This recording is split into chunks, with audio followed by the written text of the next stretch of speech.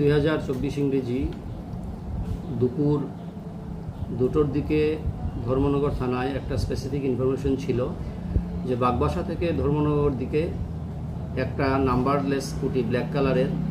দুজন পুরুষ লোক ট্রাইবাল কমিউনিটির ওরা কিছু কন্ট্রাব্যান্ড নিয়ে ধর্মনগরের দিকে আসছে। সেই অনুযায়ী ধর্মনগর থানায় একটা জিডি এন্ট্রি হয়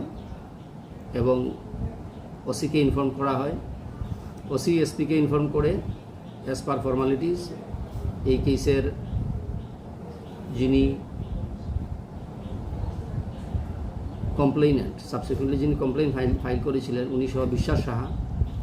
সাহা সহ ওসি এবং অন্যান্যরা স্টাফরা ওই সময় ধর্মনগর থানা থেকে বেরিয়ে কামেশ্বর রাধারমণ আশ্রমের সামনে ওনারা যান এবং সেই অনুযায়ী অ্যাজ পার ইনফরমেশন যা ছিল কিছু সময় পরে দুজন লোক একটা স্কুটিতে নাম্বারলেস স্কুটি ব্ল্যাক কালারে আসে ওই জায়গাতে এবং তাদেরকে ডিটেইন করা হয়। সেই অনুযায়ী পুলিশ এদেরকে জিজ্ঞাসাবাদ করে ওদের নাম জানে, একজন রেলসি হালাম আর আরেকজন থাংলিয়ানমণি হালাম। ওদেরকে জিজ্ঞাসাবাদের পরে ডিটেইন করার পরে এসডিপিও সাহেবও ওই জায়গাতে আসেন এবং এনডিপিএস কেসের যে ফর্মালিটিস থাকে অথরাইজেশন রিসার্চ এগুলো সব ফর্মালিটিস সেরে যে স্কুটিটা ছিল সেই স্কুটি থেকে সিটের নিচ থেকে টোটাল 17,100 ইয়াবা ট্যাবলেট উদ্ধার করে পুলিশ এবং এগুলো সিজ করে একটা স্পেসিফিক এফআইআর বিশ্বাস সাহা ধর্মনগর থানাতে দেন। এই কেসটা যেটা রেজিস্ট্রি হয়েছিল এটা 2024 DMN 053 ডেটেড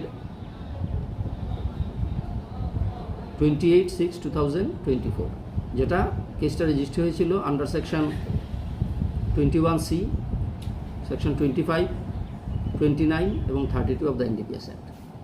এই কেসে ইনভেস্টিগেটিং অফিসার প্রাথমিক তদন্তে যে কন্ট্রাব্যান্ডটা সিজ হয়েছিল সেটাকে প্রিলিমিনারি টেস্ট করে এটা ইয়াবা ট্যাবলেট হিসেবে পাওয়া যায় এবং পরবর্তী সময় ফরেন্সিকে পাঠানোর পরে ফরেন্সিক থেকে রিপোর্ট আসে এটা সত্যি ইয়াবা ট্যাবলেট। এই কেস কানেকশনে টোটাল প্রসিকিউশন তরফে 12 জনকে এক্সামিন করা হয় এবং সাক্ষ্যবাক্যর মধ্যে ইম্পর্টেন্ট ছিল SFSL এর যে এক্সপার্ট সুমন কুমার চক্রবর্তী এবং কমপ্লেইন্যান্ট এবং সিজার উইটনেস। এই কেসের সাক্ষী শেষ হওয়ার পরে গত 25 তারিখে আর্গুমেন্ট হিয়ারিং হয় কোর্টে এবং ডিটেল হিয়ারিংয়ের পরে আজকে আমাদের লার্নেড স্পেশাল জাজ শ্রী অংশুমান দেববর্মা এই কেসে আসামি রেলসি হালাম এবং থাংলিয়ানমণি হালামকে 20 বছরের সশ্রম কারাদণ্ড সঙ্গে 1 লক্ষ টাকার জরিমানা অনাদায়ী আরও 6 মাসের জেল এই বলে এই শাস্তি প্রদান করেন এবং সঙ্গে আরেকজন